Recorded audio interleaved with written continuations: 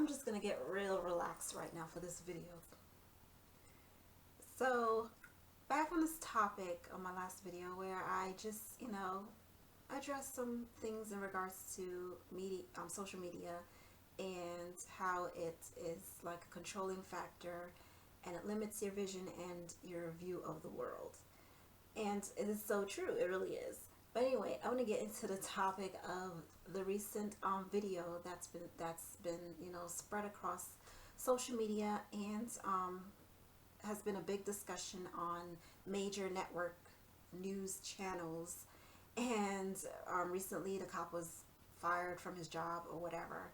And I just think it's so interesting that they interviewed the classmate, the person that recorded the video, and this girl just seemed like she's been like rehearsed, like they had her rehearsed for the interview, because she just she's unbelievable. Like, I don't believe her. It's almost like she's putting on this fake facade for the camera. Like, she was like, oh, she took out her camera because she knows that cop has a history of being a little, rough around the edges or whatever. And so she told her classmate to take out their phones and start recording for when, he comes and whatever. And so they recorded the whole incident. And I'm thinking, like, if you knew this cop was rough around the edges and not the type of cop you want to have any run-ins with, why didn't you warn the girl? Why didn't you walk up to the girl in a class and tell her, hey, I highly recommend that you just leave. Now, the way he did it, again, it was wrong, and it looked, very rough, like the way he did it, tossing her out the chair or whatever.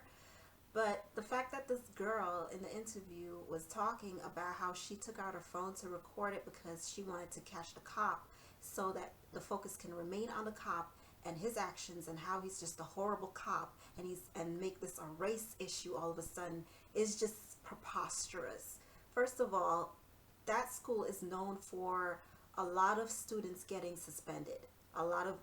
If you read about the school and the history and the students and things in that school, in that area, it's not a very good reputation that some of these students have.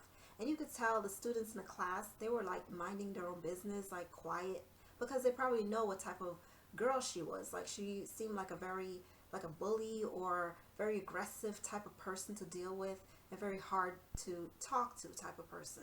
Like, you can't talk to her. And the fact that she, rebelled against the very teacher, because I'm sure he told her multiple times to leave a class, and she refused to leave. And then he apparently got the administrative to deal with her, and they couldn't deal with her.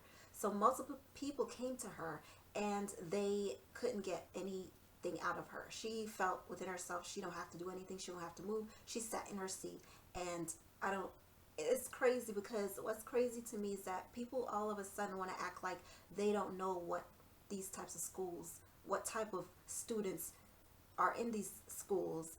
Like, I went to Mount Vernon High School, and it wasn't like a bad school. I've had good experience in that school, but I've also witnessed some things in that school, and I witnessed students punch teachers in the face. There was a time when I was walking down the hallway and looking at blood on the floor in the high school. It was an all majority black public high school in Mount Vernon.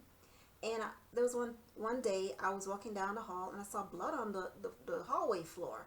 And then I heard people talking about how the student was hit this teacher, and he punched the glass or something, some window, and cut his hand or whatever, because he was so violent towards the teacher, and they had to get the cops and everything.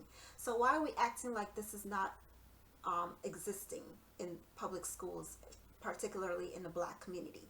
There was one person on a video who commented and said he shouldn't have handled it that way. And about 20 people asked him, okay, how would you have handled it? If multiple people spoke to her and she still refused to listen, how would you handle it? And he has yet to respond. And I guess the next step may have been to contact her parents and get her parents to, do something about it. But that's another issue. They probably are embarrassed by the whole thing themselves. Obviously, she has some discipline problems and problems with authority, and it all starts from home. So that's the problem. And the fact that we're acting like she's some sort of modern day Rosa Parks is just hilarious. It's just hilarious. It is like, Is this the twilight zone we're living in? Like, then they want to come out and make it like she had mental problems, so she was not really. Then what is she doing in that class with the rest of the students? She shouldn't be in that class. She should be in another facility with other people where she's getting specialized attention for her mental problems. That's another problem. Nobody's talking about that. Nobody's talking about this girl and why she felt the need to sit there and not listen to anybody and rebel against everybody to the point where they had to get this bad reputation cop to come in and forcefully pull her out of her seat. And you know, we talk about she's a young girl, whatever, but I'm sure she could knock an adult out without question. And like I said before, you know, these young people, they are not afraid to put their hands on adults anymore. It's like they have no respect for authority at all. And the more you guys feed into the media and this race baiting and all these news and feed into it, the more you feed into that and completely ignore these issues that I'm talking about, that I'm trying to highlight in this video, you will never solve the problem. It'll continue to grow and fester and get worse. If I was some cops, I would just refuse to police certain neighborhoods, black neighborhoods, completely. Then black people will be left up to their own demise. Because who are you going to call when you're in trouble? A cop. You're going to pick up 911 to call a cop when somebody's harassing you or coming after you, or your own people is doing something to you. You're going to call the man. You're going to run and protest to who? The white man that you have problems against. You're doing protests for the white man to change things for you, to make laws for you. Does that make sense? Police your own community. If you don't like the way police are treating your people and your children, do something about it. Train up children to be honorable, respectable, so they can become law enforcement officers that do the right thing in the right way that you want it to be done. It's that simple. Train up your children correctly. And again, I don't know the girl's background or what she's dealt with, but apparently she has dealt with a lot and everybody's ignoring her and focusing on this cop. And that's the problem. It's like we're living in a twilight zone, like literally like zombie land.